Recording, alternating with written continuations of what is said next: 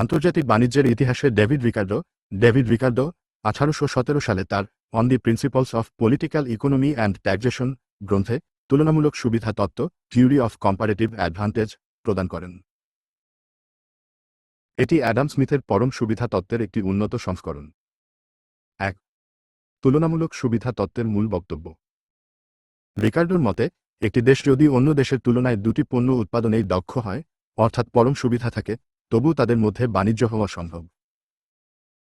শর্ত হল, দেশটিকে সেই পণ্যটি রপ্তানি করতে হবে যেটিতে তার তুলনামূলক বা আপেক্ষিক সুবিধা সবচেয়ে বেশি এবং সেই পণ্যটি আমদানি করতে হবে যেটিতে তার অসুবিধা বেশি। এটি মূলত সুযোগ ব্যয় অপরচুনিটি কস্ট এর উপর ভিত্তি করে প্রতিষ্ঠা। 2. উদাহরণসহ ব্যাখ্যা। ধরা যাক, দুটি দেশ, বাংলাদেশ ও ভারত, এবং তারা দুটি পণ্য, পোশাক ও চাল উৎপাদন করে। নিচের ছকে তাদের একদিনের উৎপাদন ক্ষমতা দেখানো হল। দেশ পোশাক একক, চাল একক। বাংলাদেশ 10-5, ভারত 4-4। বিশ্লেষণ। এখানে দেখা যাচ্ছে বাংলাদেশ পোশাক ও চাল উভয় ক্ষেত্রেই ভারতের চেয়ে বেশি দক্ষ, পরম সুবিধা। কিন্তু তুলনামূলকভাবে দেখলে বাংলাদেশ পোশাক উৎপাদনে ভারতের চেয়ে 2.5 গুণ বেশি দক্ষ, 10-4 সমান 2.5, আর চাল উৎপাদনে মাত্র 1.25 গুণ দক্ষ, 5-4 সমান 1.25।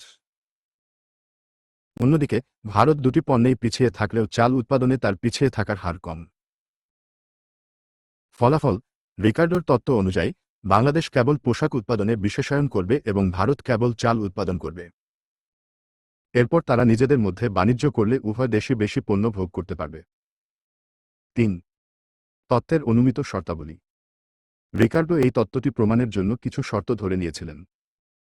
বিশ্বে মাত্র দুটি দেশ এবং দুটি পণ্য থাকবে, 2x2 মডেল।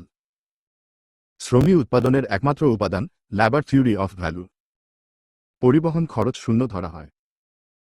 উৎপাদন ক্ষেত্রে স্থির উৎপাদন বিধি কনস্ট্যান্ট রিটার্নস টু স্কেল কার্যকর। দেশ দুটির মধ্যে অবাধ বাণিজ্য বিদ্যমান। 4. তুলনামূলক সুবিধা তত্ত্বের সমালোচনা। রিকার্ডোর এই তত্ত্বটি বৈপ্লবিক হলেও আধুনিক অর্থনীতিবিদরা বেশ কিছু সীমাবদ্ধতা চিহ্নিত করেছেন। পরিবহন খরচ উপেক্ষা, বাস্তবে এক দেশ থেকে অন্য দেশে পণ্য পাঠাতে বড় অঙ্কের জাহাজ ভাড়া বা পরিবহন খরচ লাগে। অনেক সময় পরিবহন খরচ সুবিধার চেয়ে বেশি হলে বাণিজ্য লাভজনক হয় না। শ্রমের সমজাতীয়তা। রিকার্ডো ধরে নিয়েছেন সব শ্রমিকের দক্ষতা সমান, যা বাস্তবসম্মত নয়।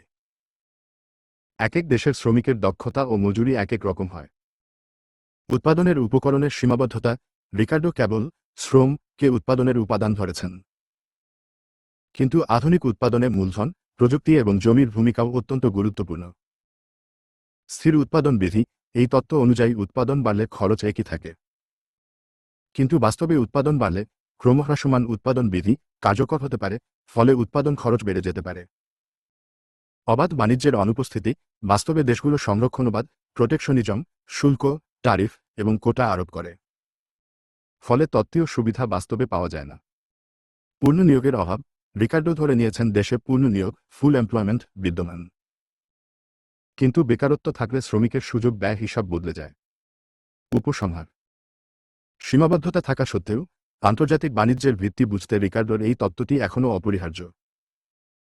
এটি প্রমাণ করে যে একটি দেশ অর্থনৈতিকভাবে দুর্বল হলেও বাণিজ্যের মাধ্যমে সে লাভবান হতে পারে যদি সে তার আপেক্ষিক সুবিধাগুলো কাজে লাগাতে পারে।